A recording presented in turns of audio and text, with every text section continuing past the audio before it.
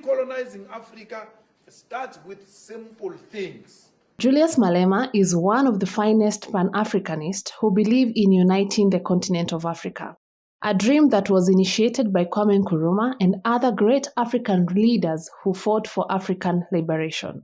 How do we unite Africa? Malema has the answers. Let's take a look. Decolonizing Africa starts with simple things.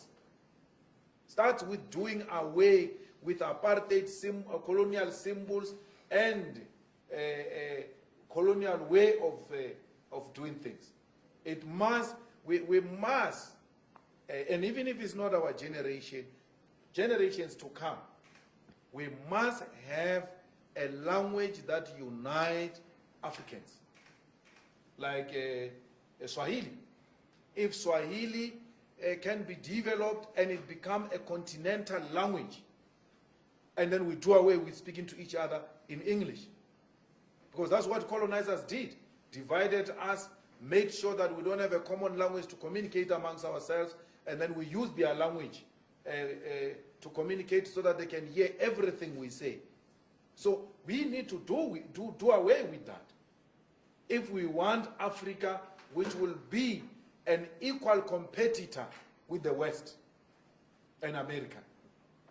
So it is through small things that will realize a total freedom of Africa, not only South Africa. I was very worried with those judges in Zimbabwe. Even our judges here, they wear those green things. I don't know what do these things represent. What is that? What symbol is that? Does it mean when you're wearing this thing, you can only think when you're wearing a wig that looks like the hair of white people? You're actually wearing white braids. The reason you think properly is that wig, according to colonialism. And actually, those wigs are very expensive.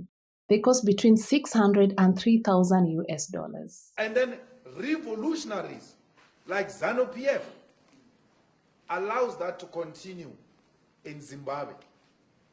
They allow that to continue in Kenya.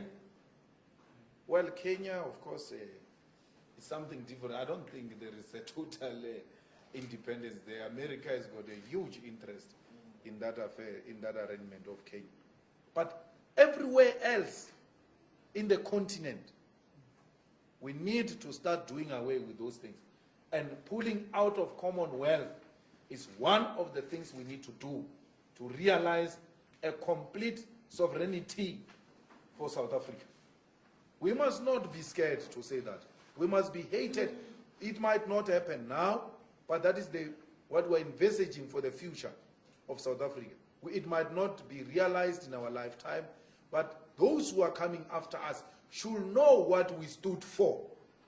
We were anti-colonial, anti-imperialist, and therefore anything that represented imperialism and colonialism we reject. In the same way we reject Trump, in the same way we reject Theresa May, we reject everything that represented. When we said roads must fall, we meant exactly that we need to do away with symbols that represent colonialism. As we speak now, the EFF doesn't participate in the Commonwealth Parliament Forum. We don't. We don't. The EFF refuses to participate in multinational organizations that have got close links and relations with imperialism. We refuse. We don't. We don't do that. And our going to London, talking to business people in London, talking to business people in America, everywhere else, is not talking to imperialism. It's talking to individual potential investors. The same thing we can do in Nigeria. The same thing we can do in Kenya. We need a borderless continent. We need a continent with one currency. We need a continent with one parliament, which has got teeth and it will bite and hold the executives in countries accountable. And ultimately, we need one African president. We need United States of Africa. We supported and we continue to support those ideals of brother leader Gaddafi. We are following in the footsteps of those leaders. We are not saying they were perfect, some of them, but there are a lot of teachings that come from our leaders in the continent which we can follow because we think they will unite us. This thing was a one thing called Africa. This was one thing. It was divided by colonizers. These borders are artificial borders imposed on us by colonizers. Why do you want to behave like you are owning colonizers' properties? These borders are colonizers' properties, they are not ours. Let us go back to African unity. We want one voice, one Africa. We must stop doing away with African hate, which was instilled in us by the colonizers. When you say, hey, there are too many Zimbabweans here, there are too many Nigerians here, hey, you are doing the work of the devil, which is to divide Africans.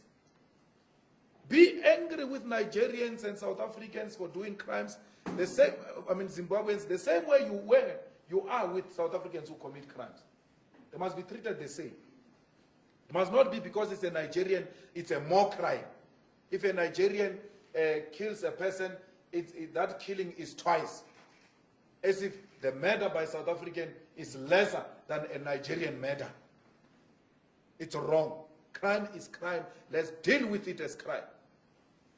When it is a white person in South Africa, undocumented, he's called an investor. Not only a white person, including Indians and Chinese. These Guptas didn't have proper papers here. These Guptas didn't have proper papers. No one dared called them Kwerekweres. No one. But if it was my African brothers, we're going to be called Kwerekweres because they don't have papers. Self-hate. It must come to an end. If it means making the EFF lose votes for that, let it lose votes. Lose votes on principle. Not on political expediency of wanting to appeal. This country belongs to Africans in the same way Nigeria belongs to South Africans. Nkrumah must be very happy to see the likes of Malema advocating for united Africa. His vision for the future of Africa was a United States of Africa. He was the founding member of the OAU, now known as the Africa Union. Let's hope that Africa will unite in our lifetime. That's all we had for today. Thank you for watching. See you in the next video. I've been your host, Mary M. Moturi.